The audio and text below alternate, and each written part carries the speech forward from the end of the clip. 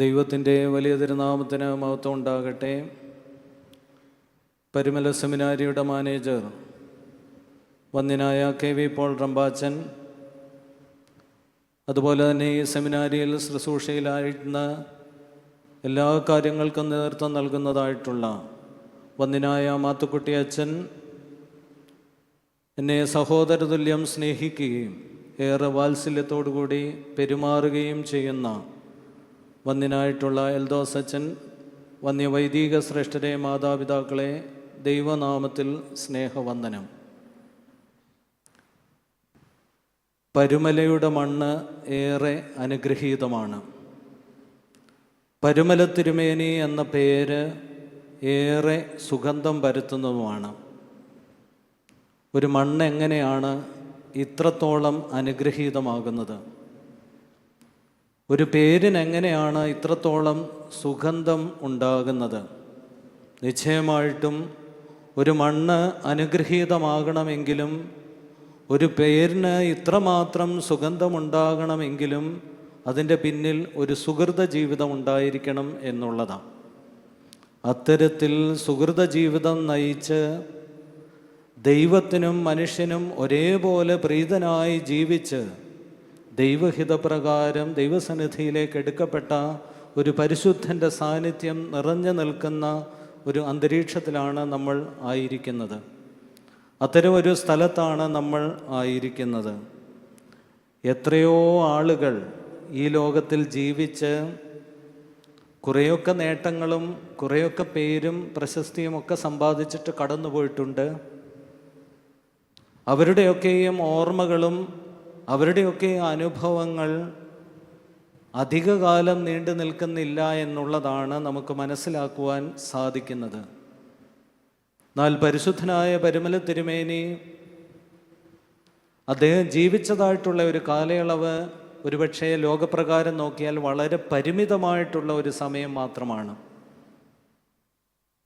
122 വർഷങ്ങൾക്ക് മുമ്പ് ഈ ലോകത്തിൽ ഒരുപക്ഷെ ഐഹിക ജീവിതം അവസാനിപ്പിച്ചുകൊണ്ട് ദൈവസന്നിധിയിലേക്ക് യാത്രയായ ഒരു മനുഷ്യൻ ഇന്നും ഏറെ ഓർക്കപ്പെടുകയും നമ്മുടെയൊക്കെയും യാചനകൾക്ക് മറുപടി നൽകുവാൻ തക്കവണ്ണം നമുക്ക് വേണ്ടി മധ്യസ്ഥത അണച്ചുകൊണ്ട് ദൈവസന്നിധിയിലായിരിക്കുന്നു എന്നുള്ളത് അത്ര നിസ്സാരമായിട്ടുള്ള ഒന്നല്ല.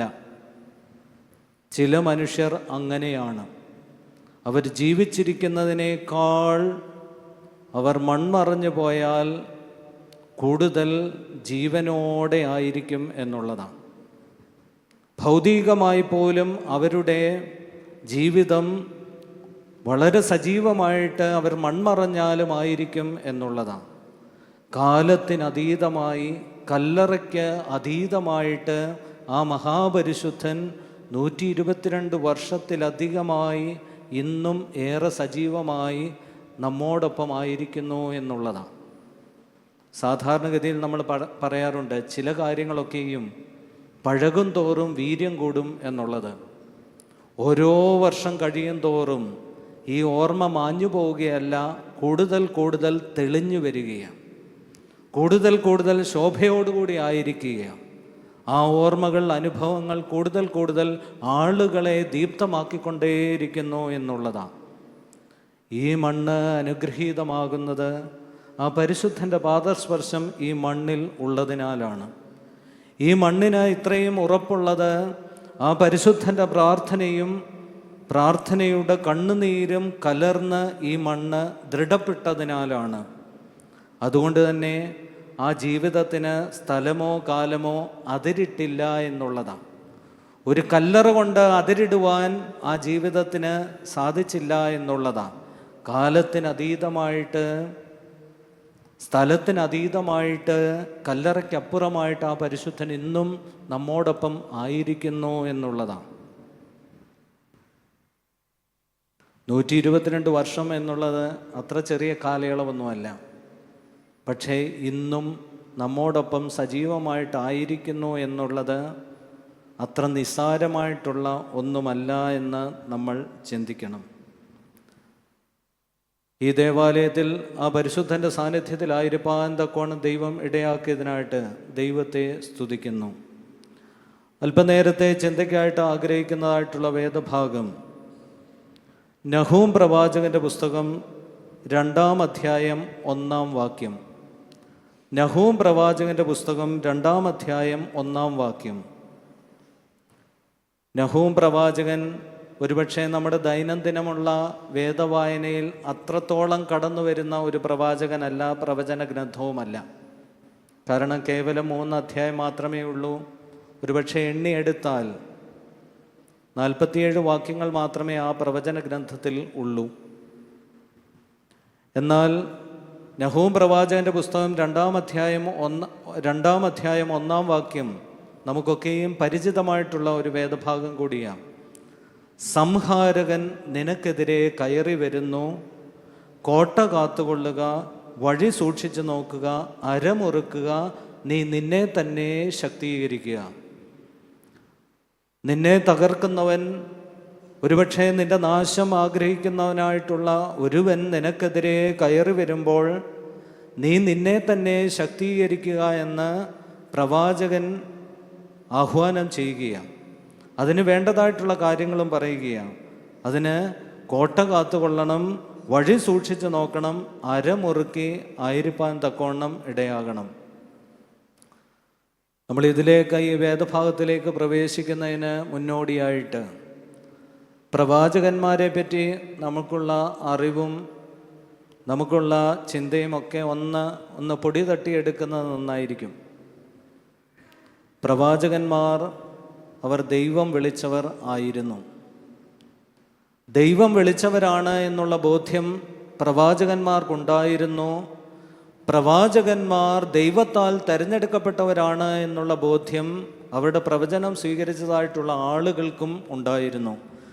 ദൈവത്താൽ വിളിക്കപ്പെട്ടവർ എന്ന ബോധ്യത്തോടുകൂടി, ദൈവത്താൽ തിരഞ്ഞെടുക്കപ്പെട്ടവർ എന്ന ബോധ്യത്തോടുകൂടി വർത്തിച്ചവരായിരുന്നു പ്രവാചകന്മാർ. അതുകൊണ്ട് തന്നെ ദൈവത്തിൻ്റെ ഹിതം അറിയുവാനും തങ്ങൾ അറിയുന്നതായിട്ടുള്ള ഹിതത്തെ ജനത്തിന് പകർന്നു കൊടുക്കുവാനും തക്കവണ്ണം അവർ ശ്രദ്ധിച്ചിരുന്നു എന്നുള്ളതാണ്.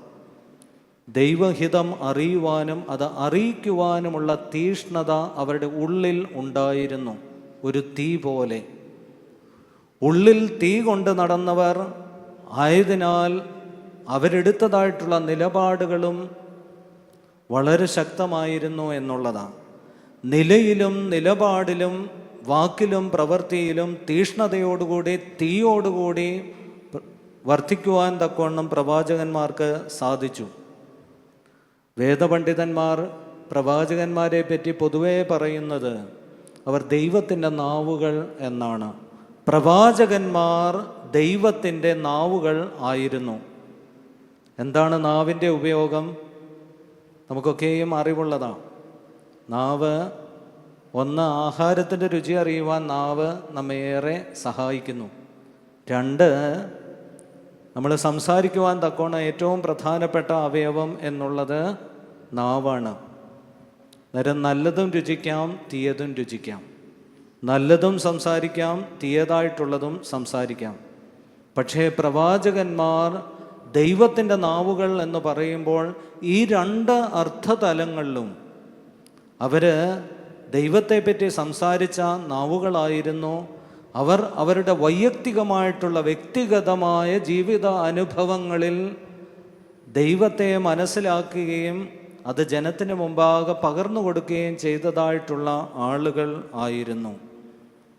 അതുകൊണ്ട് തന്നെ അവർ രുചിച്ചറിഞ്ഞതായിട്ടുള്ള ദൈവത്തെ തങ്ങൾക്ക് നിയോഗിക്കപ്പെട്ട ജനത്തിൻ്റെ മുമ്പാകെ ഒരു ഭക്ഷണത്തെ പോലെ വിളമ്പിക്കൊടുക്കുവാൻ തക്കവണ്ണം പ്രവാചകന്മാർക്ക് സാധിച്ചു.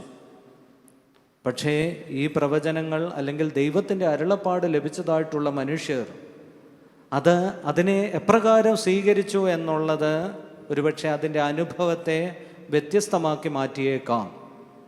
ഒരുപക്ഷെ യഹോവയായ ദൈവം ഇപ്രകാരം അരുളി ചെയ്യുന്നു എന്ന് പറഞ്ഞുകൊണ്ട്, അല്ലെങ്കിൽ അത്തരത്തിലുള്ള ഒരു ആമുഖ വാചകത്തോടുകൂടി പ്രവചനം നടത്തിയതായിട്ടുള്ള പ്രവാചകന്മാരുടെ വാക്കുകളെ സ്വീകരിച്ചവർക്ക് അത് നന്മയ്ക്കായിട്ട് ഭവിച്ചു എന്നുള്ളതാണ്.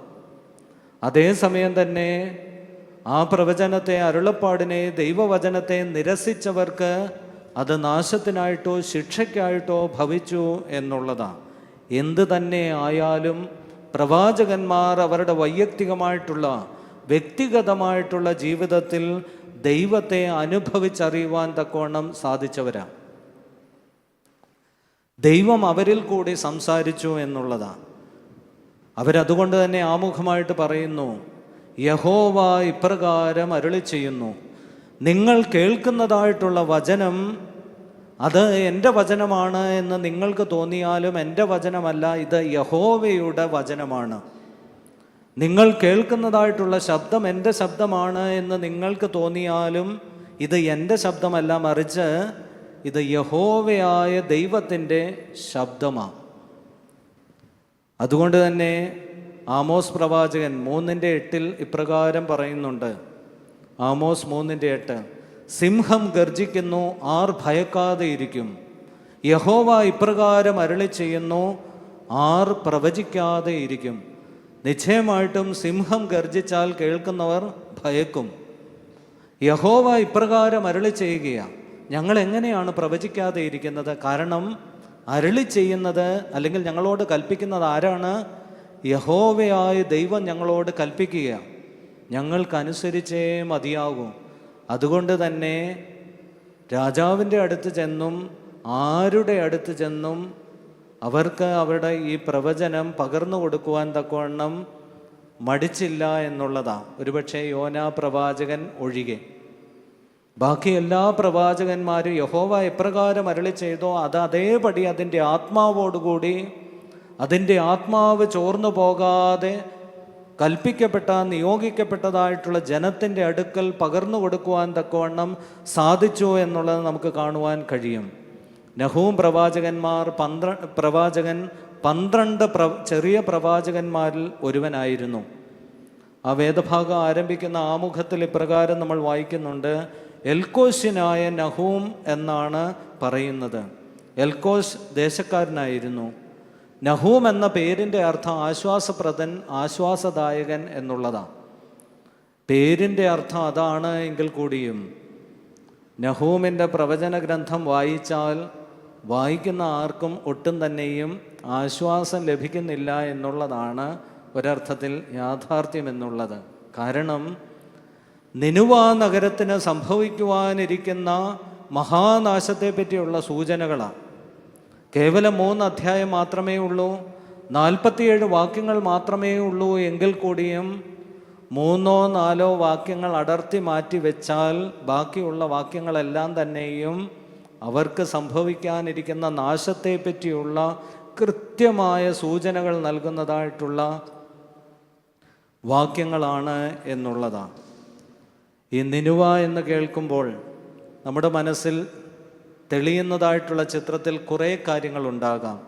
ഒരുപക്ഷെ നിനുവ എന്ന് കേൾക്കുമ്പോൾ നമ്മുടെ മനസ്സിലേക്ക് ഓടിയെത്തുന്ന ആദ്യത്തെ ആൾ ആരായിരിക്കും? യോനാ പ്രവാചകനാണ്. നിനുവ എന്ന് കേൾക്കുമ്പോൾ നമ്മുടെ മനസ്സിൽ തെളിയുന്ന, നിറയുന്ന ചിത്രത്തിൽ യോനാ പ്രവാചകനുണ്ട്. ദൈവഹിതത്തിനെതിരായിട്ട് യോന യാത്ര ചെയ്ത് സഞ്ചരിച്ചതായിട്ടുള്ള ഒരു കപ്പലുണ്ട്. യോനയെ കടലിലെറിഞ്ഞ സമയത്ത് യോനയെ വിഴുങ്ങിയതായിട്ടുള്ള ഒരു മഹാമത്സ്യവുമുണ്ട്. ഈ മത്സ്യം ഛർദ്ദിച്ചതായിട്ടുള്ള ഒരു തീരവും നമ്മുടെ മനസ്സിൽ ഉണ്ടായിരിക്കും. യോനയും കപ്പലും മഹാമത്സ്യവും യോന ഛർദ്ദിച്ച് എത്തപ്പെട്ടതായിട്ടുള്ള തീരവും നമ്മുടെ മനസ്സിൽ ഉണ്ടാകും.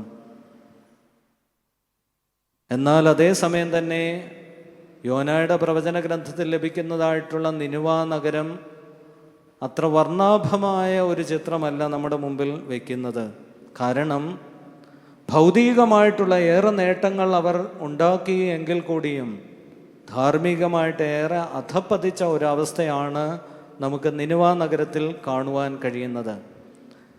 അത്തരമൊരു സാഹചര്യത്തിലാണ് യോനായെ യഹോവയായ ദൈവം നിനുവയിലേക്ക് അയക്കുന്നത്.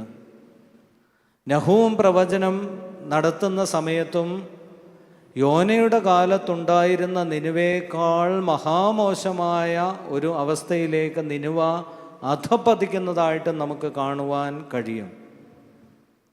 അതേസമയം തന്നെ ഏറ്റവും പ്രാചീനവും പ്രൗഢവുമായ ഒരു നഗരമായിരുന്നു നിനുവ എന്നുള്ള ദേശം.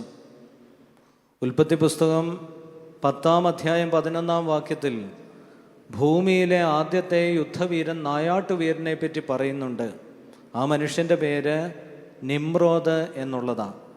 ഭൂമിയിലെ ആദ്യത്തെ യുദ്ധവീരനായ നായാട്ടുവീരനായിട്ടുള്ള നിമ്രോദ് പണിതതായ 4 നഗരങ്ങളിലൊന്നാണ് നിനുവ എന്നുള്ള നഗരം.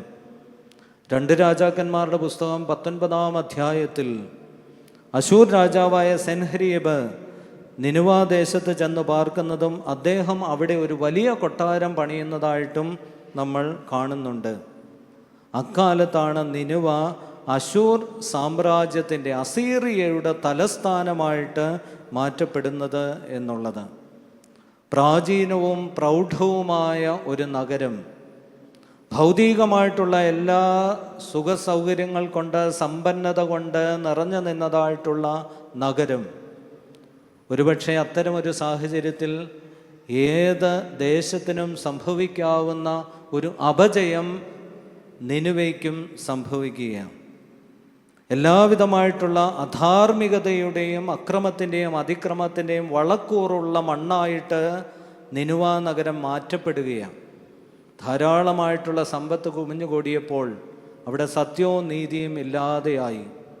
അവിടെ അധാർമികതയും അക്രമവും അതിക്രമവും ഒക്കെ പെരുകി വന്നു എന്നുള്ളതാണ്. അതുകൊണ്ട് തന്നെ രക്തപാതങ്ങളുടെ നഗരമായിട്ട് നിനുവ നഗരം മാറുകയാണ്. യോനാ പ്രവാചകനെ യഹോവയായ ദൈവം അവിടേക്ക് അയക്കുകയാണ്. യഹോവയായ ദൈവം യോനയോട് ആവശ്യപ്പെടുന്നത് നമുക്കൊക്കെയും അറിവുള്ളതാണ്. മഹാനഗരമായിട്ടുള്ള നിനുവയ്ക്കെതിരെ സംസാരിക്കുക. യോനാ പ്രവാചകൻ ആദ്യം വിമുഖത കാണിച്ചു എങ്കിൽ കൂടിയും പിന്നീട് അവിടേക്ക് പോയി അവർക്കെതിരെ സംസാരിക്കുക. അവിടെ വലിയൊരു മാറ്റം ജനത്തിന്മേലുണ്ടാകുകയാണ്. യോനയുടെ പ്രസംഗം കേട്ട് ദൈവത്തിൽ വിശ്വസിച്ചുകൊണ്ട് ആ പട്ടണക്കാർ ഒന്നാകെ ഉപവസിക്കുന്നതായിട്ട് നമുക്ക് കാണുവാൻ കഴിയും. അവിടെയുള്ള രാജാവ് രാജസിംഹാസനത്തിൽ നിന്ന് എഴുന്നേറ്റ് രാജകീയമായ വസ്ത്രങ്ങളൊക്കെയും കീറിക്കൊണ്ട് ചാക്കുശീല ധരിച്ച് വെണ്ണീറിലായി തലയിൽ ചാരമൊക്കെ പൂശിക്കൊണ്ട് അവിടെ ഒരു വലിയ ഉപവാസം പരസ്യം ചെയ്യുന്നതായിട്ട് നമുക്ക് കാണുവാൻ കഴിയും. ഒരുപക്ഷെ വേദപുസ്തകത്തിൽ തന്നെയും ലോകത്തിൻ്റെ ചരിത്രത്തിൽ തന്നെയും ഒരൊറ്റ പ്രസംഗം കൊണ്ട് ഒരു നാടൊന്നാകെ നന്നായിട്ടുള്ള ഒന്ന് നിനുവയിൽ യോനാ നടത്തിയ പ്രസംഗമാണ് എന്ന് പറയുന്നതിന് സംശയിക്കേണ്ട കാര്യമില്ല എന്നാണ് എനിക്ക് തോന്നുന്നത്. അത്തരത്തിലുള്ള ഒരു നിനുവ പട്ടണം ഏകദേശം 100-150 വർഷം പിന്നിട്ടപ്പോഴേക്കും ആദ്യമുണ്ടായിരുന്നതിനേക്കാൾ മഹാമോശമായ ഒരു ദേശമായിട്ട് മാറുകയാണ്. യോനാ ചെല്ലുമ്പോൾ അവർ ദൈവത്തെപ്പറ്റി അവർക്ക് യാതൊരു അറിവും ഉണ്ടായിരുന്നില്ല. അവർ വിജാതീയരായിരുന്നു.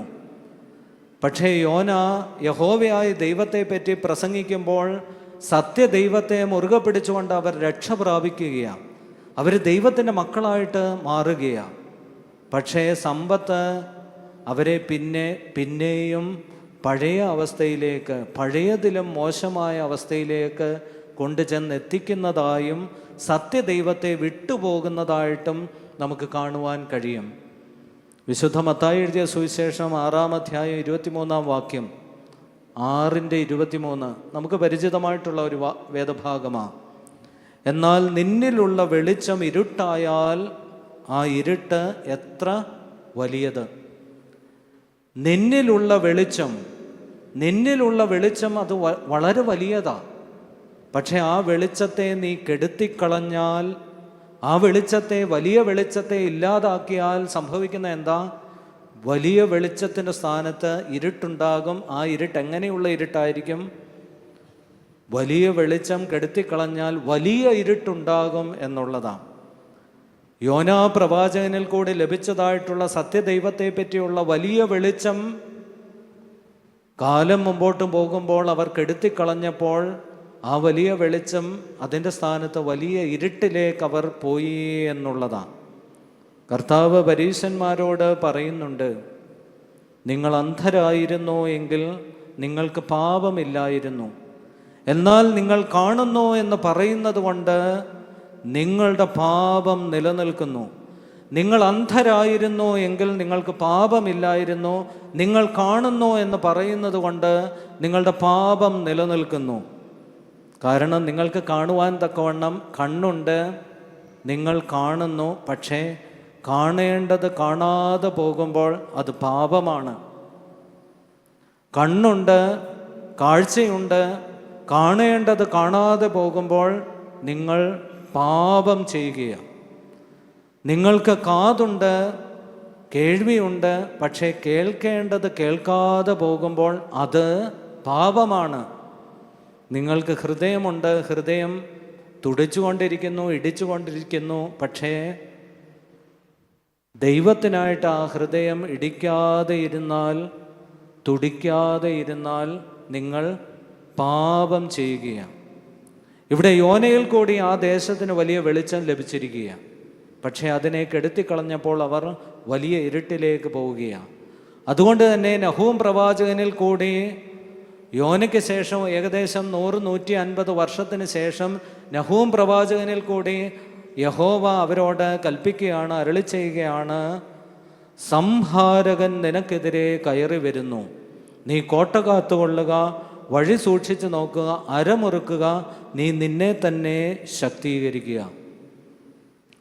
കോട്ട കാത്തുകൊള്ളുക എന്ന് പറയുമ്പോൾ പലതരത്തിലുള്ള കോട്ടകളെ പറ്റി നമ്മൾ കേട്ടിട്ടുണ്ട്. മനുഷ്യനിർമ്മിതമായിട്ടുള്ള വലിയ കോട്ടകൾ ഒരുപക്ഷെ മനുഷ്യന് അത്ഭുതമാണ്, നമ്മളൊക്കെയും കാണുവാൻ തക്കവണ്ണം ആഗ്രഹിക്കുന്നതായിട്ടുള്ള കോട്ടകളാണ്. ഏത് കോട്ടയായാലും ആ കോട്ട സംരക്ഷണം നൽകുന്ന ഒരു പ്രതീകമാണ്. പക്ഷേ ചില അവസരങ്ങളിൽ ഈ കോട്ട നമുക്ക് മുമ്പിൽ പ്രതിബന്ധമായിട്ട് നിൽക്കുന്നതായിട്ടും നമുക്ക് കാണുവാൻ കഴിയും. ഇസ്രായേൽ മക്കൾ അടിമത്തത്തിൽ നിന്നും അവരുടെ വാഗ്ദത്ത ദേശത്തേക്ക് യാത്ര നടത്തുകയാണ്. അവരുടെ യാത്രയിൽ യോർദാൻ നദി കടന്ന ശേഷം അവർക്ക് നേരിടുന്നതായിട്ടുള്ള ആദ്യത്തെ പ്രതിബന്ധം ഒരു വലിയ മതിലാണ്. നമുക്ക് പരിചിതമായിട്ടുള്ള മതിലാണ്, അത് യെരിഹോവിൻ്റെ മതിലാണ്. ഒരു വലിയ കോട്ട കണക്കെ അവർക്ക് പ്രതിബന്ധമായിട്ട് നിൽക്കുകയാണ്. ഒരുപക്ഷെ അവരുടെ ശക്തി കൊണ്ട് അതിനെ തകർക്കുവാനൊന്നും സാധിക്കുകയില്ല.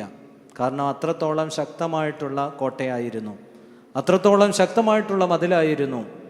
പക്ഷേ യഹോവ കൽപ്പിച്ചതനുസരിച്ച്, അവരുടെ നേതാക്കന്മാർ കൽപ്പിച്ചതനുസരിച്ച് അവരൊരു കാര്യം ചെയ്യുകയാണ്. എന്താ ചെയ്യുന്നത്? 7 പുരോഹിതന്മാർ ആട്ടിൻ കൊമ്പ് കൊണ്ടുള്ള കാഹളം ഊതിക്കൊണ്ട് ഈ പട്ടണത്തിന് ചുറ്റും, ഈ കോട്ടയ്ക്ക് ചുറ്റും, ഈ മതിലിന് ചുറ്റും നടക്കുകയാണ്. എത്ര ദിവസമാണ് നടന്നത്? എത്ര ദിവസമാണ് നടന്നത്? 7 ദിവസം. 6 ദിവസം ഓരോ തവണയും, 7-ാം ദിവസം 7 തവണയും, 6 ദിവസം ഓരോ തവണയും, 7-ാം ദിവസം 7 തവണയും, അങ്ങനെ 13 പ്രാവശ്യം കാഹളമോതിക്കൊണ്ട് പ്രാർത്ഥനയോടുകൂടി വിശ്വാസത്തോടുകൂടി ഈ കോട്ടയ്ക്ക് ചുറ്റും നടന്നപ്പോൾ എന്താ സംഭവിച്ചത്? അവരുടെ മുമ്പിലുള്ള പ്രതിബന്ധം തകർന്നു വീണു, ഇല്ലാതെയായി എന്നുള്ളതാണ്. മനുഷ്യനിർമ്മിതമായിട്ടുള്ള പ്രതിബന്ധങ്ങൾ നമ്മുടെ ജീവിതത്തിൻ്റെ മുമ്പിൽ, നമ്മൾ നടത്തുന്നതായിട്ടുള്ള യാത്രയ്ക്ക് മുമ്പിൽ തടസ്സമായിട്ട് നിൽക്കുമ്പോൾ ഒരുപക്ഷെ ശക്തി കൊണ്ട് നമുക്കതിനെ പരാജയപ്പെടുത്തുവാൻ സാധ്യമാകണം എന്ന് നിർബന്ധമില്ല. അപ്പോൾ അതിനെ തകർക്കുവാൻ തക്കവണ്ണം നമുക്കുണ്ടായിരിക്കേണ്ട ആശ്രയം ദൈവത്തിലുള്ള ആശ്രയമാണ് എന്നുള്ളതാണ്.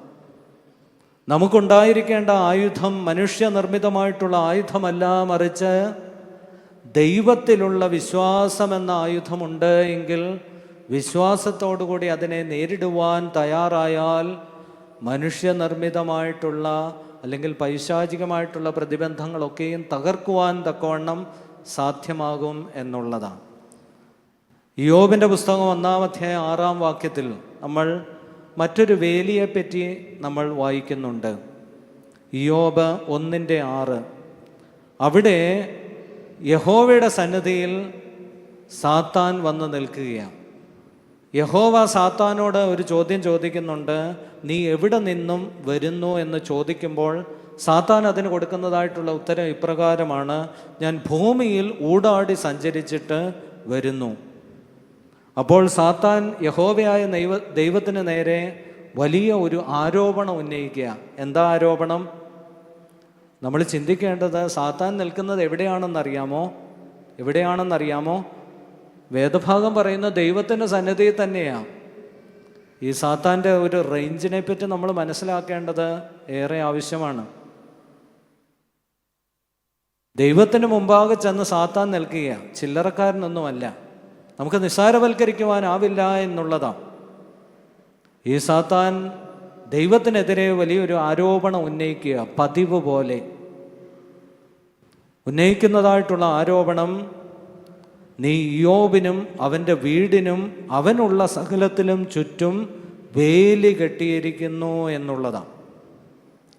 ഞാൻ അവനെ പരീക്ഷിക്കുന്നത് എങ്ങനെയാണ്, ഞാൻ അവനെ തൊടുന്നത് എങ്ങനെയാണ്? കാരണം നീ ഇയ്യോബിനും അവൻ്റെ വീടിനും അവനുള്ള സകലത്തിനും ചുറ്റും വേലി കെട്ടിയിരിക്കുകയാണ്. ഇവിടെ ഈ വേലി എന്നുള്ളത്, കോട്ട എന്നുള്ളത് ദൈവത്തിൻ്റെ കൃപയാകുന്ന വേലി എന്നുള്ളതാണ്.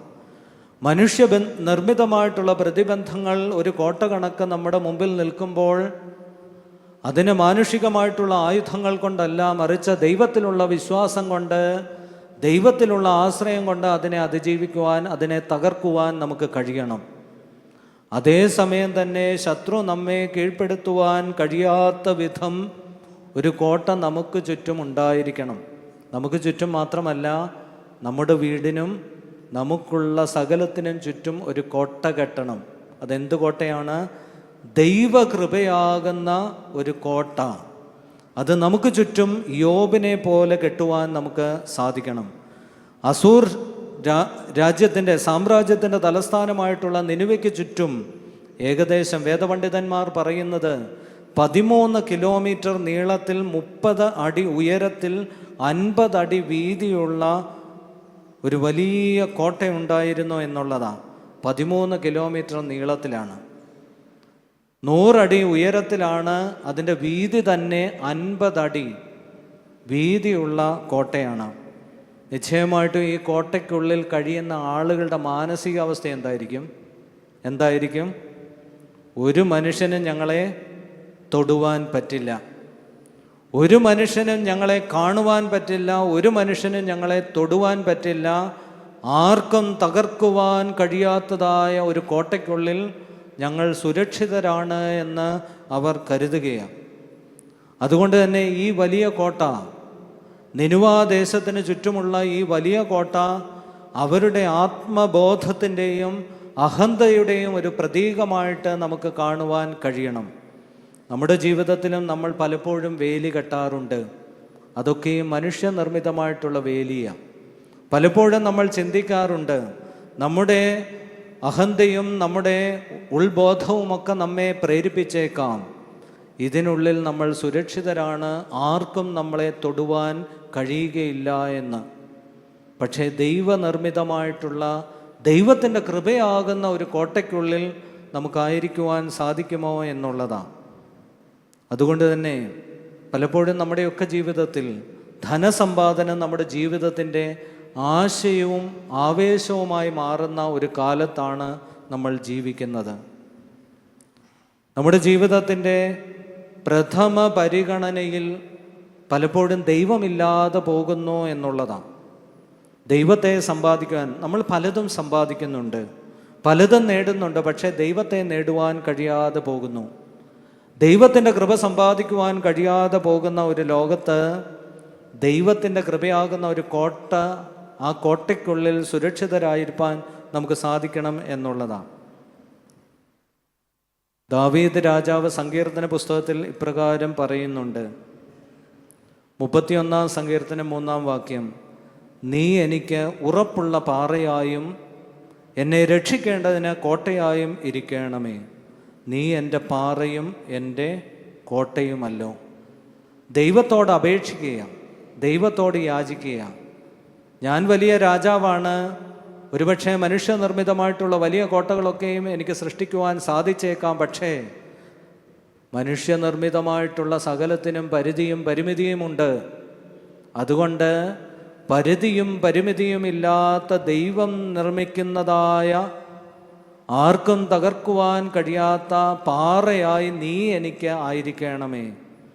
എന്നെ രക്ഷിക്കേണ്ടതിന് ഉറപ്പുള്ള കോട്ടയായിട്ട് നീ ആയിരിക്കണമേ എന്ന് ദാവീദ് പ്രാർത്ഥിക്കുകയാണ്. ദൈവത്തെ നമ്മൾ അറിയുന്നു, ക്രിസ്തുവിനെ നമ്മൾ അറിയുന്നു. പക്ഷേ എത്രത്തോളം ക്രിസ്തുവിനെ നമ്മുടെ ജീവിതത്തിൻ്റെ അനുഭവമാക്കി മാറ്റുവാൻ സാധിക്കുന്നു എന്നുള്ളതാണ്.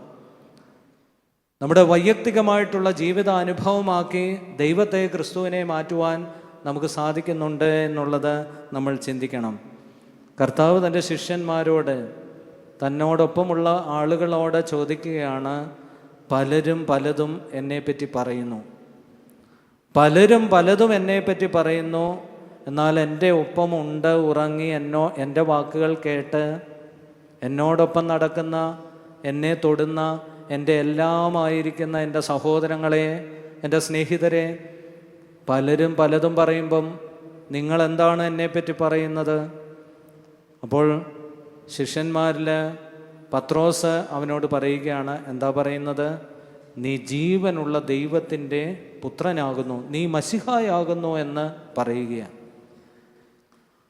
നമ്മുടെ കാവൽ പിതാവായിട്ടുള്ള തോമാസ് ലീഹ പറയുകയാണ്, എൻ്റെ കർത്താവും എൻ്റെ ദൈവവും. ഈ കർത്താവ് എൻ്റേതാണ്, ഈ ദൈവം എൻ്റേതാണ്. പത്രോസ് പറയുന്നുണ്ട്, നീ ജീവനുള്ള ദൈവത്തിൻ്റെ പുത്രനാകുന്നു, നീ മശിഹായാകുന്നു. തോമാസ് ലീഹ പറയുകയാണ്, എൻ്റെ കർത്താവും എൻ്റെ ദൈവവുമാകുന്നു. ശമരിയാസ്ത്രീ പറയുന്നു, ഇവൻ ജീവൻ്റെ ജലമാകുന്നു. കാഴ്ച ലഭിച്ചതായിട്ടുള്ള അന്ധര് പറയുന്നു, ഇവൻ വെളിച്ചമാകുന്നു എന്ന് പറയുന്നു. നീതി നിഷേധിക്കപ്പെടുന്ന അവസരത്തിൽ ആളുകൾ പറയുന്നു, ഇവൻ സത്യമാണ്.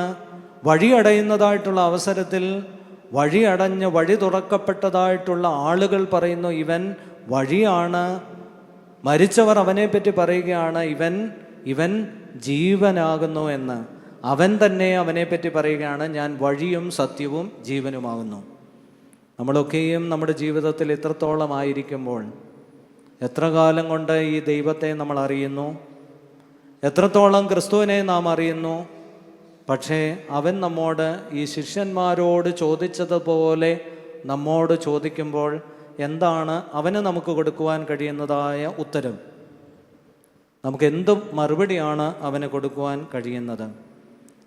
91-ാം സങ്കീർത്തനത്തിൽ സങ്കീർത്തനക്കാരൻ ആവർത്തിക്കുകയാണ്, അത്യുന്നതൻ്റെ മറവിൽ വസിക്കുന്നവൻ, സർവശക്തൻ്റെ നിഴലിൽ പാർക്കുന്നവൻ, അവൻ യഹോവയെക്കുറിച്ച് ദൈവത്തെപ്പറ്റി ഇപ്രകാരം പറയുന്നു, അവൻ എൻ്റെ സങ്കേതമാണ്, കോട്ടയാണ്, ഞാൻ ആശ്രയിച്ചിരിക്കുന്ന ദൈവവും ആണ്.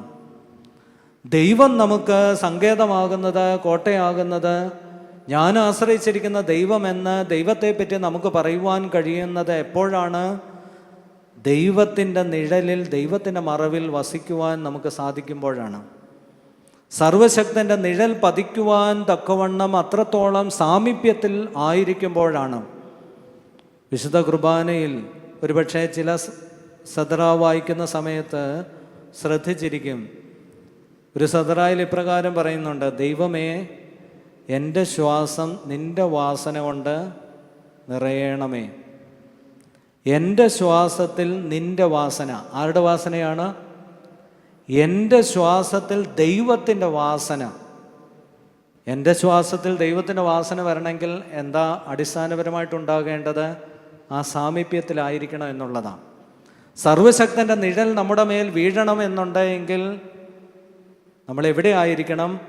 അവനോട് ചേർന്നായിരിക്കണം. ആ നിഴൽ വീഴുവാൻ തക്കവണ്ണമുള്ള സാമീപ്യം നമുക്കുണ്ടായിരിക്കണം എന്നുള്ളതാണ്.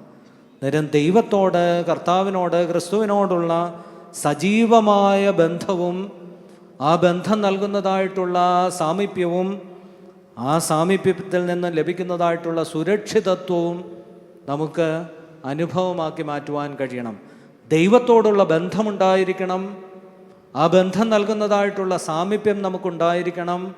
ആ ബന്ധവും സാമീപ്യവും നൽകുന്നതായിട്ടുള്ള സുരക്ഷിതത്വത്തിൻ്റേതായിട്ടുള്ള ബോധ്യവും നമ്മുടെ ജീവിതത്തിൽ ഉണ്ടായിരിക്കണം. അപ്പോൾ സങ്കീർത്തനക്കാരനെ പോലെ നമുക്ക് പറയുവാൻ കഴിയും. എന്തു പറയുവാൻ കഴിയും? അവൻ വിരുദ്ധത്തിൻ്റെ കെണിയിൽ നിന്നും, വ്യർത്ഥ സംസാരത്തിൽ നിന്നും, രാത്രിയിലെ ഭയത്തിൽ നിന്നും, പകൽ പറക്കുന്ന അസ്ത്രത്തിൽ നിന്നും, ശത്രുക്കളുടെ ആക്രമണത്തിൽ നിന്നും, കാറ്റിൽ നിന്നും, മഹാമാരിയിൽ നിന്നും, സകലവിധമായ പ്രതികൂലതകളിൽ നിന്നും രക്ഷിക്കുവാൻ തക്കവണ്ണം എനിക്കൊരുവനുണ്ട് എന്ന് നമുക്ക് പറയുവാൻ കഴിയും.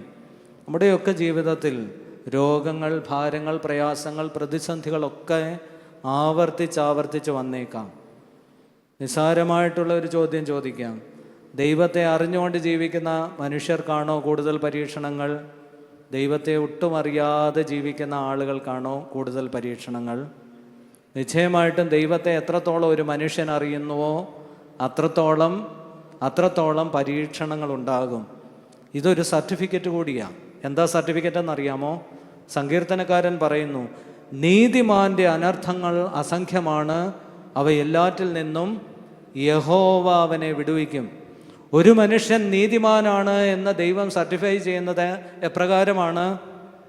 എപ്രകാരമാണ്? അസംഖ്യമായിട്ടുള്ള അനർത്ഥങ്ങൾ അവൻ്റെ ജീവിതത്തിലേക്ക് ഇങ്ങനെ പതിച്ചുകൊണ്ടേയിരിക്കും. പക്ഷെ അതുകൊണ്ട് അവസാനിക്കുന്നില്ല. അതിനൊരു സെക്കൻഡ് പാർട്ടുണ്ട്, അതിനൊരു രണ്ടാം ഭാഗമുണ്ട്. നീതിമാന്റെ അനർത്ഥങ്ങൾ അസംഖ്യമാണ് എങ്കിൽ കൂടിയും അവയെല്ലാറ്റിൽ നിന്നും യഹോവ അവനെ വിടുവിക്കും.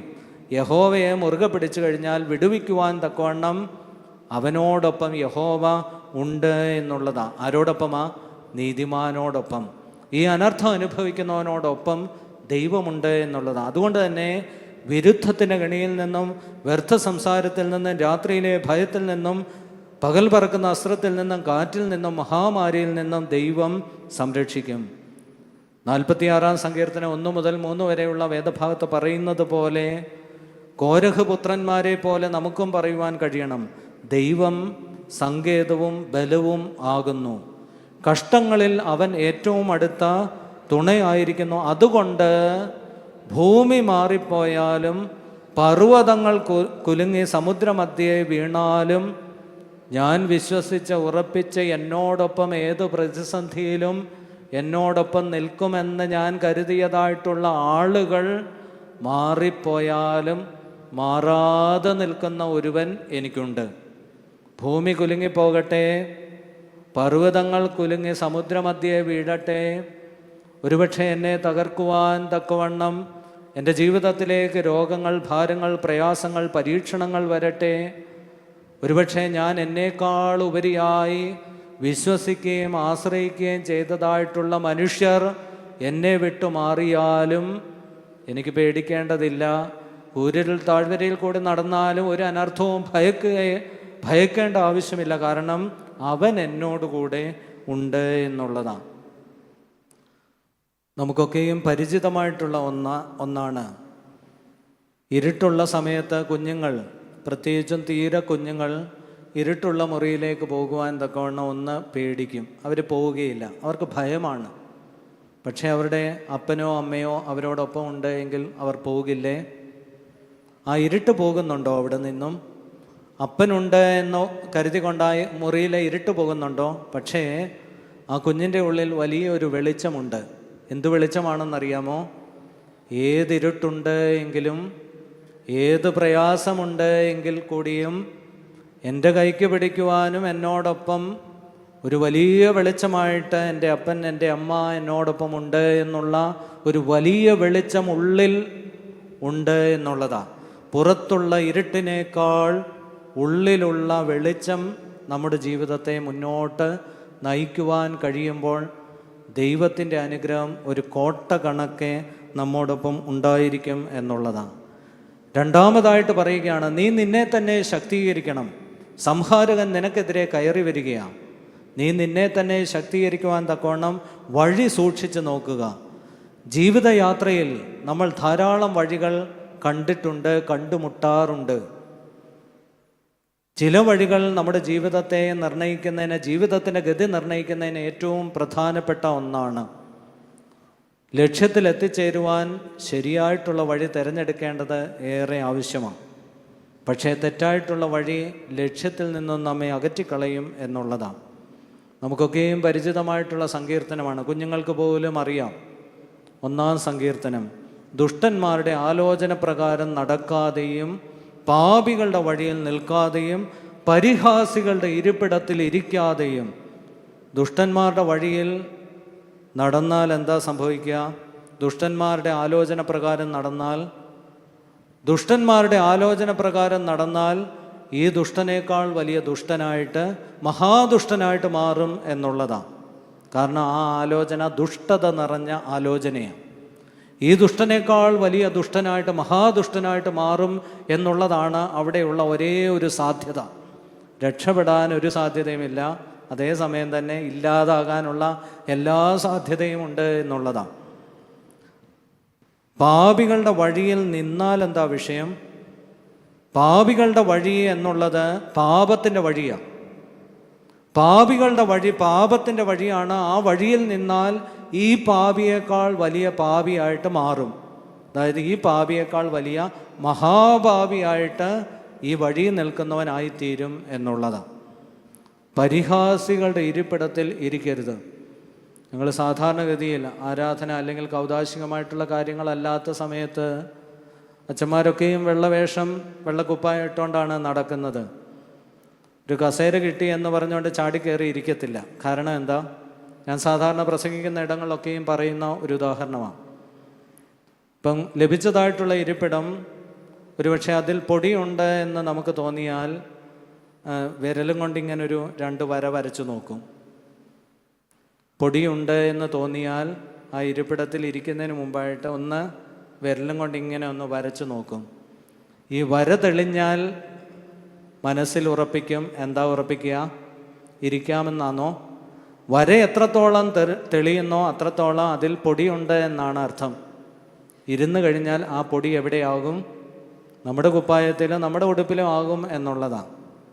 ഇട്ടിരിക്കുന്നത് വെള്ളയായതുകൊണ്ട് ആ വെള്ളയിൽ പതിയുന്ന പൊടി ആയാൽ കാണുന്ന ആളുകൾക്കും ഏറെ അരോചകമുണ്ടാക്കും എന്നുള്ളതാണ്. അതുകൊണ്ട് തന്നെ ഇവിടെ പറയുകയാണ്, ദുഷ്ടന്മാരുടെ ആലോചന പ്രകാരം നടക്കരുത്, മഹാദുഷ്ടനായിട്ട് മാറരുത്.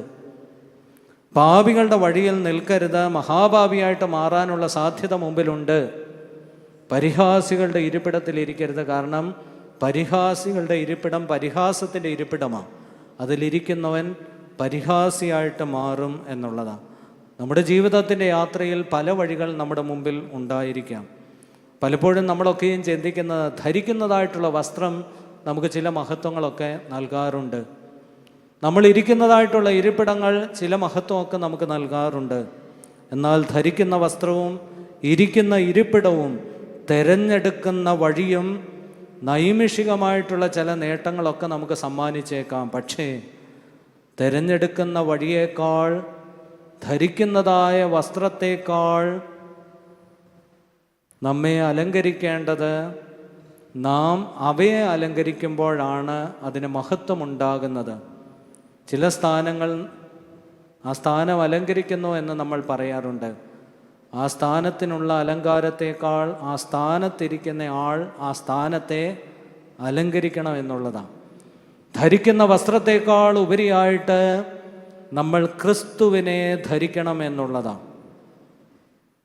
ധരിക്കുന്ന വസ്ത്രമല്ല, മറിച്ച് എത്രത്തോളം ക്രിസ്തുവിനെ ധരിക്കുവാൻ നമുക്ക് സാധിക്കുന്നുണ്ട് എന്നുള്ളതാണ്. ഹോശേയ പ്രവാചകൻ്റെ പുസ്തകം 14:9 നമ്മൾ വായിക്കുന്നുണ്ട്, യഹോവയുടെ വഴികൾ ചൊവ്വുള്ളവയല്ലോ, നീതിമാൻ അതിൽ നടക്കും, അതിക്രമക്കാരോ അതിൽ ഇടറി വീഴും. നേരായ വഴിയിൽ കൂടി നടക്കുന്നവൻ നീതിമാനാണ്. അങ്ങനെയുള്ളവർക്ക് ഇരുട്ടിൽ പോലും വെളിച്ചം ഉദിക്കുന്നു. ഇസ്രയേൽ ജനത്തിന് മുമ്പാകെ ധാരാളം വഴികൾ ഉണ്ടായിരുന്നു. സമ്പന്നതയുടേതായിട്ടുള്ള, സുഖഭോഗത്തിൻ്റെതായിട്ടുള്ള വഴികൾ അവരുടെ മുമ്പിൽ ഉണ്ടായിരുന്നു. സത്യദൈവത്തെ മറന്നുകൊണ്ട് മറ്റു പല ദേവന്മാരുടെയും പിന്നാലെ പോകാവുന്നതായിട്ടുള്ള വഴികൾ അവരുടെ മുമ്പിൽ ഉണ്ടായിരുന്നു.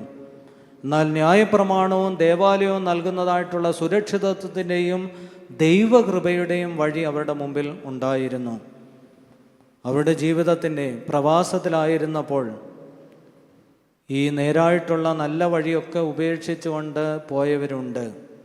അവർക്ക് നഷ്ടമായത് അവർ നേടേണ്ടതായിട്ടുള്ള പലതുമായിരുന്നു എന്നുള്ളതാണ്. എന്നാൽ കഷ്ടപ്പാടുകളുടെ നടുവിൽ, പ്രയാസങ്ങളുടെ, പ്രതിസന്ധികളുടെ ഒക്കെ നടുവിൽ ദൈവത്തെ, ദേവാലയത്തെ മുറുകെ പിടിച്ചപ്പോൾ അവർക്ക് ലക്ഷ്യത്തിലെത്തുവാൻ തക്കവണ്ണം സാധിച്ചു എന്നുള്ളതാണ്. ഒരുപക്ഷെ നമ്മുടെയൊക്കെ മനസ്സിൽ വരുന്നതായിട്ടുള്ള ഒരു ചിത്രം, 430 വർഷക്കാലം പ്രവാസത്തിലായിരുന്നു. ഏകദേശം 40 വർഷത്തിലധികമായിട്ട് യാത്ര നടത്തി. എത്ര തലമുറകൾ അവരെ ഏറെ ആഗ്രഹിച്ചതായിട്ടുള്ള കനാൻ ദേശം, അല്ലെങ്കിൽ പാലും തേനും ഒഴുകുന്ന കനാൻ ദേശം കാണാതെ പോയിട്ടുണ്ട്. നേരെ ആ ലക്ഷ്യത്തിലെത്താതെ പോയവരല്ലേ ഏറിയ പങ്കുമെന്ന് നമുക്ക് ചിന്തിച്ചേക്കാം. പക്ഷേ ഇവരുടെ ആ നിലയും നിലപാടും നിലനിൽപ്പും അവരുടെ തലമുറകളെ ലക്ഷ്യത്തിലെത്തിച്ചു എന്നുള്ളതാണ്. നമ്മളുടെ നിലയും നിലപാടും വിശ്വാസത്തിലുള്ള നിലനിൽപ്പും ഒക്കെയും നമ്മുടെ തലമുറയ്ക്ക് വഴി ഒരുക്കി കൊടുക്കും എന്നുള്ളത് നമ്മൾ ചേർത്ത് വായിക്കേണ്ടതാണ്. യഹോവയായ ദൈവം ഇസ്രായേൽ ജനത്തിന് വഴിയൊരുക്കി പകൽ മേഘസ്തംഭമായിട്ട് രാത്രി അഗ്നിത്തൂണായിട്ട് അവരുടെ കൂടെ നടക്കുകയാണ്. വിശന്നപ്പോൾ മന്നയെ കൊടുക്കുകയാണ്, കാടപ്പക്ഷിയെ കൊടുക്കുകയാണ്. അവർക്ക് ദാഹിച്ചപ്പോൾ ജലം അവൻ പാറയിൽ നിന്നും കൊടുക്കുകയാണ്.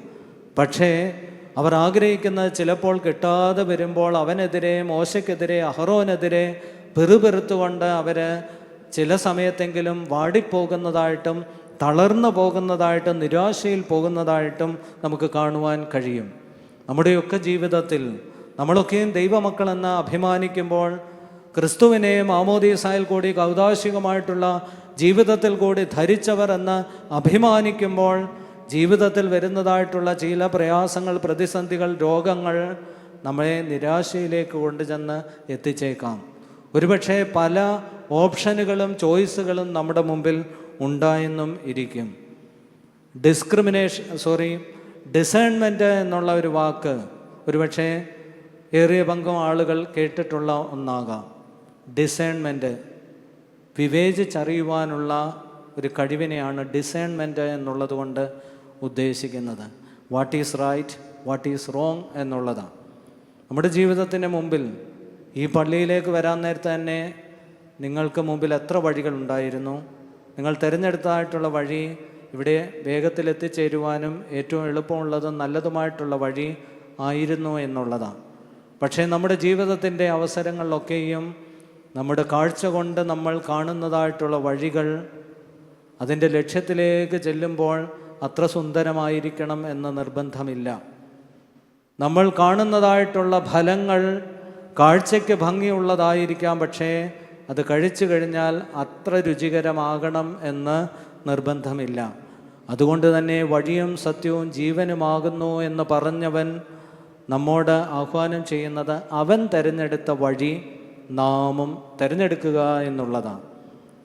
മത്തായി എഴുതിയ സുവിശേഷം 7-ാം അധ്യായം 13-14 വാക്യങ്ങളിൽ നമുക്ക് പരിചിതമായിട്ടുള്ള വേദഭാഗം. മത്തായി 7:13-14. ഇടുക്കുവാതിലിൽ കൂടി അകത്ത് കടപ്പിൻ, നാശത്തിലേക്ക് പോകുന്ന വാതിൽ വീതിയുള്ളതും വഴി വിശാലവുമാണ്, അതിൽ കൂടി കടക്കുന്നവർ അനേകരാകുന്നു. എന്നാൽ ജീവങ്കലേക്കുള്ള വഴി ഇടുക്കവും വഴി ഞെരുക്കവുമുള്ളതാണ്, അത് കണ്ടെത്തുന്നവർ ചുരുക്കമത്രേ.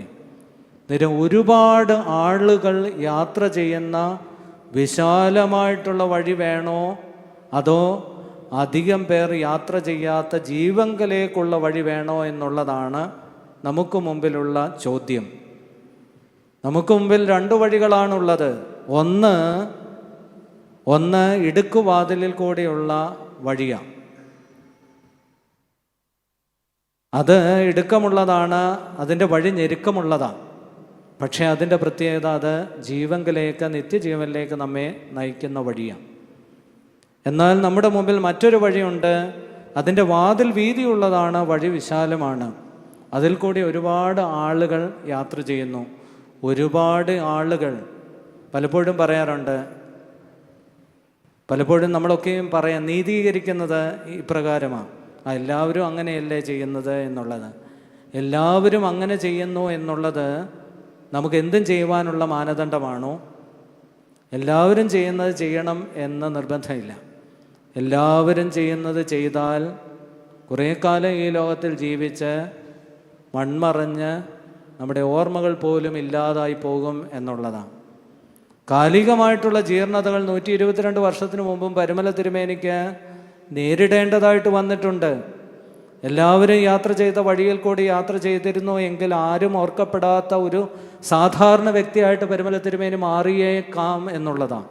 പക്ഷേ അസാധാരണമായ ദൈവത്തിലുള്ള ആശ്രയവും അസാധാരണമായിട്ടുള്ള വഴി, ജീവങ്കലേക്കുള്ള വഴി തിരഞ്ഞെടുത്തു എന്നുള്ളതുകൊണ്ട് അനേകർക്ക് വഴികാട്ടിയായിട്ട് പ്രകാശമായിട്ട് മാറി എന്നുള്ളതാണ്. അതുകൊണ്ട് തന്നെ നമ്മൾ നമ്മെ ബലപ്പെടുത്തണം. യെശയ്യാ പ്രവാചകൻ്റെ പുസ്തകം 43-ാം അധ്യായം 2-ാം വാക്യത്തിൽ നമ്മൾ വായിക്കുന്നുണ്ട്, ഭയപ്പെടേണ്ടതില്ല, ഭാരപ്പെടേണ്ടതില്ല. കാരണം എന്താ?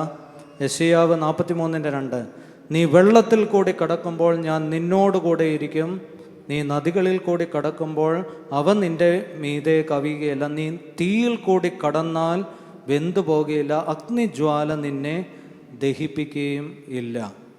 നിശ്ചയമായിട്ടും നമ്മുടെ ജീവിതത്തിൻ്റെ യാത്രയിൽ നമ്മൾ തിരഞ്ഞെടുക്കുന്നതായിട്ടുള്ള വഴി ദൈവത്തെ ചേർത്ത് വെച്ചുള്ളത് ആയിരിക്കണം എന്നുള്ളതാണ്.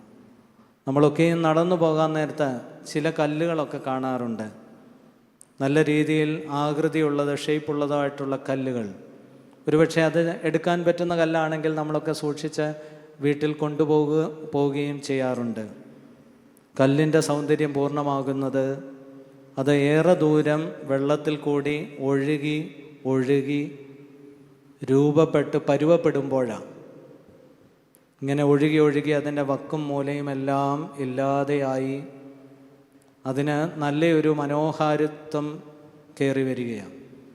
നമ്മുടെ ജീവിതത്തിൻ്റെ സൗന്ദര്യം എന്നുള്ളതും നമ്മുടെ ജീവിതത്തിൻ്റെ യാത്രയിൽ ദൈവത്തെ മുറുകെ പിടിച്ചുകൊണ്ട് പ്രയാസങ്ങളും പ്രതിസന്ധികളും ഒക്കെയും എത്രത്തോളം മറികടക്കുവാൻ ദൈവാശ്രയ ബോധ്യം നമുക്കുണ്ടാകുന്നു എന്നതിനെ ആശ്രയിച്ച പർവ്വതത്തിലേക്ക് കയറിപ്പോയ മോശ തിരികെ വരുവാൻ വൈകുന്നു എന്ന് കണ്ടപ്പോൾ ഇസ്രായേൽ ജനം അഹറോൻ്റെ അടുക്കലേക്ക് ചെല്ലുകയാണ്. പുറപ്പാട് 32-ാം അധ്യായം. അഹറോനോട് ആവശ്യപ്പെടുന്നത് ഞങ്ങൾക്ക് മുമ്പേ നടക്കുവാൻ തക്കവണ്ണം ഒരു ദൈവത്തെ ഉണ്ടാക്കി തരിക എന്നുള്ളതാണ്. ഒരുപക്ഷെ ജനത്തിൻ്റെ വാക്ക് കേട്ടുകൊണ്ട് അഹറോൻ അവിടെ കൈവശമുണ്ടായിരുന്ന സകല സ്വർണവും വാങ്ങിച്ച് പൊന്നുകൊണ്ട് അല്ലെങ്കിൽ തങ്കം കൊണ്ട് ഒരു ദൈവത്തെ ഉണ്ടാക്കി അവരുടെ മുമ്പാകെ വയ്ക്കുകയാണ്. ആ ജനമൊക്കെയും കാളക്കുട്ടിയെ വാർത്തുണ്ടാക്കി അതിനെ ആരാധിച്ച് അതിനെ ബലിപീഠം പണിത് ബലി അർപ്പിക്കുന്ന സമയത്ത് മോശ ഇറങ്ങി വരികയാണ്. ഇത്രയും കാലം സത്യദൈവത്തിൽ ആശ്രയിച്ചുകൊണ്ട് വഴി നടത്തിയവനായിട്ടുള്ള മോശ ദൈവത്തിൽ നിന്നും ചട്ടങ്ങളും പ്രമാണങ്ങളും അടങ്ങിയതായിട്ടുള്ള കൽപ്പലകകൾ വാങ്ങിച്ചുകൊണ്ട് ഈ പർവ്വതത്തിൻ്റെ താഴ്വരയിലേക്ക് വരുമ്പോൾ മോശ കാണുന്നതായിട്ടുള്ള കാഴ്ച അത്ര ശുഭകരമായ കാഴ്ചയല്ല എന്ന് മാത്രമല്ല, അത്യധികം വേദനാജനകമായിട്ടുള്ള കാഴ്ചയാണ്. ഇന്നേ വരെ വഴി നടത്തിയതായ ദൈവത്തെ വിട്ടുകൊണ്ട് ഇവർ പുതിയ വഴി വെട്ടിയിരിക്കുന്നു, പുതിയ ദൈവത്തെ അവരുണ്ടാക്കിയിരിക്കുന്നു. മോശ അത്ര മോശക്കാരനല്ല. ആ ജനത്തെ ഇവരുണ്ടാക്കിയതായിട്ടുള്ള ഈ പൊന്നുകൊണ്ട് നിർമ്മിതമായിട്ടുള്ള സാധനങ്ങളൊക്കെയും തീയിലിട്ട് ചുട്ടു പൊടിച്ച് അരിച്ച് കലക്കി ഈ വെള്ളം അവരെ കൊണ്ട് കുടിപ്പിക്കുകയാണ്. എന്നിട്ട് യഹോവയുടെ സന്നിധിയിലേക്ക് മോശ ചെല്ലുകയാണ്. ഇവിടെ യഹോവയുടെ സന്നിധിയിൽ മോശ യഹോവയുടെ മുമ്പാകെ ചില കണ്ടീഷൻ വെക്കുകയാണ്. യഹോവയല്ല കണ്ടീഷൻ വെക്കുന്നത്, മോശ യഹോവയുടെ മുമ്പാകെ ചില കണ്ടീഷൻ വെക്കുകയാണ്. പുറപ്പാട് 33:13, ആകയാൽ എന്നോട് കൃപയുണ്ട് എങ്കിൽ നിന്റെ വഴി എന്നെ കാണിക്കണമേ. ദൈവമേ, നിനക്കെന്നോട് കൃപയുണ്ട് എങ്കിൽ നിന്റെ വഴി എന്നെ കാണിക്കണമേ, നിന്റെ വഴി എന്നെ അറിയിക്കണമേ. എൻ്റെ വഴിയല്ല നിന്റെ വഴി, എൻ്റെ ഹിതമല്ല നിന്റെ ഹിതം എന്താണോ അതെന്നെ അറിയിക്കണമേ എന്ന് പറയുകയാണ്. രണ്ടാമതായിട്ട് പറയുകയാണ്, തിരുസാന്നിധ്യം എന്നോടൊപ്പം പോരുന്നില്ല എങ്കിൽ ഞങ്ങളെ ഇവിടെ നിന്നും അയക്കരുതേ. നീ വഴി കാണിച്ചാൽ മാത്രം പോരാ, നിന്റെ സാന്നിധ്യം ഈ യാത്രയിൽ, തുടർന്നുള്ള യാത്രയിൽ ഞങ്ങളോടൊപ്പം എന്നോടൊപ്പം ഉണ്ടായിരിക്കണം. നിന്റെ സാന്നിധ്യമുണ്ട് എങ്കിൽ മാത്രമേ ഈ യാത്ര പൂർണ്ണമാവുകയുള്ളൂ. മൂന്നാമതായിട്ട് പറയുകയാണ്, നിന്നെ തന്നെ ശക്തീകരിക്കുവാൻ പ്രവാചകൻ ആഹ്വാനം ചെയ്തുകൊണ്ട് പറയുകയാണ്, ഒരുങ്ങിയിരിക്കുക എന്നുള്ള ജാഗ്രതയോടുകൂടി. ആത്മീയ ജീവിതത്തിന്, ക്രിസ്തീയ ജീവിതത്തിന് അടിസ്ഥാനപരമായിട്ടുണ്ടായിരിക്കേണ്ട ഒന്നാണ് ഒരുക്കത്തോടുകൂടി, ജാഗ്രതയോടുകൂടി ആയിരിക്കുക എന്നുള്ളത്. ഒരുപക്ഷെ ഏറ്റവും വലിയ ഒരുക്കം നടത്തിയത് ആരാണ്? യഹോവയായ ദൈവം തന്നെയാണ് ഏറ്റവും വലിയ ഒരുക്കം നടത്തിയത്. ആദിയിൽ ദൈവം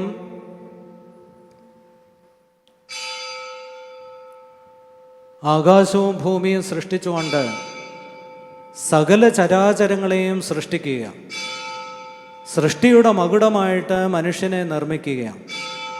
ഓരോ ദിവസവും സൃഷ്ടിപ്പ് നടത്താൻ നേരത്ത് സ്വയം സർട്ടിഫൈ ചെയ്യുന്നുണ്ട്, നല്ലത്, നന്ന് എന്ന്. ഏറ്റവും ഒടുവിലായിട്ട് സൃഷ്ടിയുടെ മകുടമായിട്ട് മനുഷ്യനെ സൃഷ്ടിക്കുമ്പോൾ എന്തുകൊണ്ട് ദൈവം ഏറ്റവും ഒടുവിൽ സൃഷ്ടിച്ചു എന്നുള്ളതാണ്. നമ്മളൊക്കെയും ഏറെ കാത്തിരിക്കുന്ന, നമുക്കൊക്കെയും ഏറെ പ്രിയപ്പെട്ട ഒരാൾ ഒരു അതിഥിയായിട്ട് നമ്മുടെ വീട്ടിൽ വരുമ്പോൾ നമ്മൾ അവർക്ക് വേണ്ടി ഒരുങ്ങാറില്ലേ? ഒരുപക്ഷെ ആ ആൾ ആഗ്രഹിക്കുന്നതായിട്ടുള്ള ഏറ്റവും നല്ല ഭക്ഷണം അയാൾക്ക് വേണ്ടി ഒരുക്കും. ഒരുപക്ഷെ അയാൾ താമസിക്കുവാൻ ആഗ്രഹിക്കുന്നു എങ്കിൽ ഏറ്റവും നല്ല മുറിയും ഏറ്റവും നല്ല സൗകര്യവും നമ്മുടെ കഴിവിനനുസരിച്ച് ആ ആളിന് വേണ്ടി നമ്മൾ ഒരുക്കും.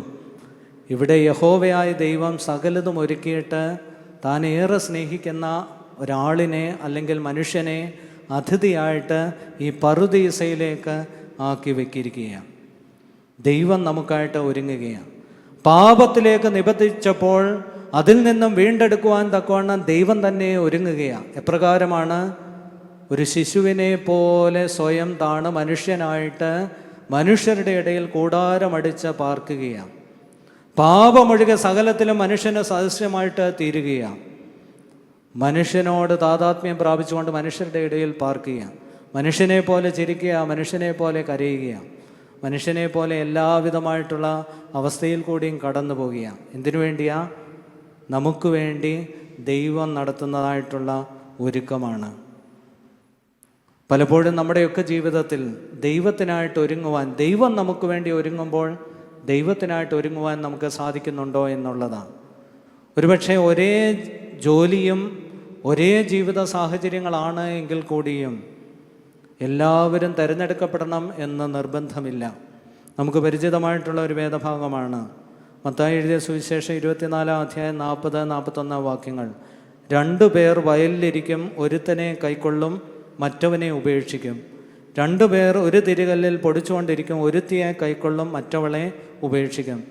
2 പേരും ഒരേ സ്ഥലത്തല്ലേ? 2 പേരുടെയും ജോലി ഒന്നല്ലേ? പക്ഷെ ഒരാളിനെ സ്വീകരിക്കുന്നു, ഒരാളിനെ ഉപേക്ഷിക്കുന്നു. ഹാബേലിൻ്റെ ബലി ദൈവം സ്വീകരിക്കുന്നു. പലപ്പോഴും നമുക്ക് മുമ്പിൽ ഒരു ചോദ്യമുണ്ട്, എന്തുകൊണ്ട് ഹാബേലിൻ്റെ ബലി? ഒരുപക്ഷെ എബ്രായ ലേഖനകർത്താവ് ഇപ്രകാരം പറയുന്നുണ്ട്, ഹാബേൽ ഉത്തമമായ യാഗം കഴിച്ചു, നീതിമാൻ എന്ന സാക്ഷ്യം പ്രാപിച്ചു, അതുകൊണ്ട് ഹാബേലിൻ്റെ ബലി സ്വീകരിക്കപ്പെട്ടു. നമ്മളൊക്കെയും ചിന്തിക്കേണ്ടത്, എന്തുകൊണ്ട് കയീനേക്കാൾ ഹാബേൽ? എന്തുകൊണ്ട് ഇസ്മായിലിനേക്കാൾ ഇസഹാക്ക്? എന്തുകൊണ്ട് ഏശാവിനേക്കാൾ യാക്കോബ്? എന്തുകൊണ്ട് മാർത്തയേക്കാൾ മറിയം? എന്തുകൊണ്ട് പരീശനേക്കാൾ ചുങ്കക്കാരൻ? നേരം തിരഞ്ഞെടുക്കപ്പെട്ടവർ അധിക യോഗ്യതയുള്ളത് കൊണ്ടാണ് എന്ന് നമുക്ക് തോന്നിയേക്കാം. അവഗണിക്കപ്പെട്ടവർ യോഗ്യത കുറഞ്ഞവരാണ് എന്ന് നമുക്ക് തോന്നിയേക്കാം. പക്ഷേ നമ്മൾ മനസ്സിലാക്കേണ്ടതായ കാര്യം, ദൈവത്തിൻ്റെ സ്വപ്നങ്ങൾക്കനുസൃതമായിട്ട് ഒരുവൻ ഉയരാൻ കഴിയുമ്പോൾ അവൻ തിരഞ്ഞെടുക്കപ്പെടും എന്നുള്ളതാണ്.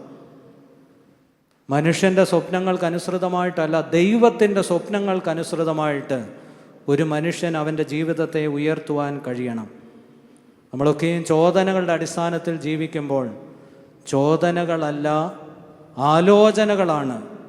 ദൈവത്തോടുള്ള ആലോചനകൾ നമ്മുടെ ജീവിതത്തെ വഴി നടത്തുവാനിടയാകണം എന്നുള്ളതാണ്. ലോകത്തോട് അനുരൂപപ്പെടാം, സമരസപ്പെടാം. എന്നാൽ ലോകത്തോട് അനുരൂപപ്പെടുവാനും സമരസപ്പെടുവാനുമല്ല ദൈവം നമ്മിൽ നിന്നും ആഗ്രഹിക്കുന്നത്. ദൈവത്തിൻ്റെ ആലോചനകൾക്ക് വിധേയമായി രൂപപ്പെടുവാനും രൂപാന്തരപ്പെടുത്തുവാനും തക്കവണ്ണം നമുക്ക് സാധിക്കണം എന്നുള്ളതാണ്.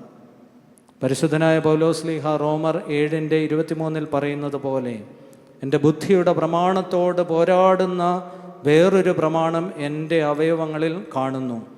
അത് എൻ്റെ അവയവങ്ങളിലുള്ള പാപത്തിൻ്റെ പ്രമാണത്തിന് എന്നെ വിധേയമാക്കുന്നു. നമ്മുടെ ബുദ്ധിയോട് പോരാടുന്ന പാപത്തിൻ്റെ പ്രമാണങ്ങൾ നമ്മുടെ അവയവങ്ങളുണ്ടായേക്കാം. നമ്മുടെ അവയവങ്ങളൊക്കെയും നമ്മെ വീഴ്ത്തിയേക്കാം. നമ്മുടെ കാത്, നമ്മുടെ കണ്ണുകൾ, നമ്മുടെ സ്പർശനം, നമ്മുടെ മൂക്ക്, നമ്മുടെ അവയവങ്ങൾ, ഇന്ദ്രിയങ്ങളെല്ലാം നമ്മെ വീഴ്ത്തിയേക്കാം. ഒരു കാര്യം കൂടി പറഞ്ഞുകൊണ്ട് ഞാൻ എൻ്റെ വാക്കുകൾ അവസാനിപ്പിക്കുവാൻ തക്കവണ്ണം ആഗ്രഹിക്കുന്നു. പുറത്തിറങ്ങിയതായിട്ടുള്ള ഒരു ഫിലിമാണ് ആടുജീവിതം എന്നുള്ളത്. ആ ഫിലിമിൻ്റെ ഒരു ടാഗ് ലൈൻ ഇപ്രകാരമാണ്: every breath is a battle, where faith and hope are its weapons. ഓരോ ശ്വാസവും ഓരോ യുദ്ധമാണ്. ആ യുദ്ധത്തിൽ ആയുധങ്ങൾ എന്ന് പറയുന്നത് വിശ്വാസവും പ്രതീക്ഷയുമാണ്. നമ്മൾ ദൈവത്തിനായിട്ട് ഒരുങ്ങുമ്പോൾ ഓരോ ശ്വാസത്തിലും യുദ്ധമുണ്ട്. അത് ദൈവത്തെ ചേർത്ത് വെക്കുവാൻ തക്കവണ്ണമുള്ള പിശാചിനോടുള്ള പോരാട്ടമാണ്. അതിൽ ആയുധങ്ങൾ എന്ന് പറയുന്നത് വിശ്വാസവും പ്രതീക്ഷയുമാണ്. നിശ്ചയമായിട്ടും നഹൂമിൽ കൂടി നിനിവയോട് അരുളി ചെയ്തതുപോലെ നമ്മോട് ഇന്നേ ദിവസം യഹോവയായ ദൈവം കൽപ്പിക്കുക, നിന്നെ തകർക്കുവാൻ കെൽപ്പുള്ളവൻ നിനക്കെതിരെ കയറി വരുമ്പോൾ നീ നിന്നെ തന്നെ ശക്തീകരിക്കുക. നിന്നെ തന്നെ ശക്തീകരിക്കുവാൻ തക്കവണ്ണം ദൈവകൃപയാകുന്ന കോട്ട നീ കാത്തുകൊള്ളണം. ദൈവത്തിൻ്റേതായിട്ടുള്ള വഴിയിൽ നീ നടക്കണം. ദൈവത്തിനായിട്ട് ഒരുങ്ങുവാൻ തക്കവണ്ണമുള്ള മനസ്സൊരുക്കം നിനക്ക് ഉണ്ടായിരിക്കണം. നിശ്ചയമായിട്ടും അവൻ്റെ ശബ്ദം കേൾക്കുവാൻ തക്കവണ്ണം കാത് കൂർപ്പിക്കുവാൻ നമുക്ക് സാധ്യമാകട്ടെ. അവൻ ഒരുക്കുന്നതായിട്ടുള്ള പന്തി ഭോജനം അവനോടൊപ്പം ആസ്വദിക്കുവാൻ തക്കവണ്ണം നമുക്ക് ഇടയാകട്ടെ. കാലമത്ര നന്ന് ആയിരിക്കില്ല. കാലികമായിട്ടുള്ള ജീർണതകൾ നമുക്കുണ്ടായേക്കാം. പക്ഷെ അനുരൂപപ്പെടാതെ പോകുവാൻ തക്കവണ്ണം, ദൈവത്തോട് ചേർന്നായിരിക്കാൻ തക്കവണ്ണമുള്ള ജാഗ്രത നമുക്ക് ഉണ്ടായിരിക്കണം. നമുക്കായി ഒരുങ്ങിയവന്, നമ്മെ തന്നെ അവൻ്റെ ലോകമാക്കി മാറ്റിയവന് വരുവാനിരിക്കുന്ന ഒരു പുതിയ ലോകത്തിലെ നിത്യജീവനായിട്ട് നമ്മെ തന്നെ ഒരുക്കുവാൻ നമുക്ക് സാധ്യമാകട്ടെ എന്ന് ആശംസിക്കുന്നു, പ്രാർത്ഥിക്കുന്നു. ദൈവം നമ്മെ ഏവരെയും വാഴ്ത്തി അനുഗ്രഹിക്കട്ടെ. പരിശുദ്ധൻ്റെ മധ്യസ്ഥത നമുക്കൊക്കെയും കാവലും കോട്ടയുമായിരിക്കട്ടെ എന്ന് ആശംസിക്കുകയും പ്രാർത്ഥിക്കുകയും ചെയ്യുന്നു. ദൈവം നമ്മെ അനുഗ്രഹിക്കട്ടെ.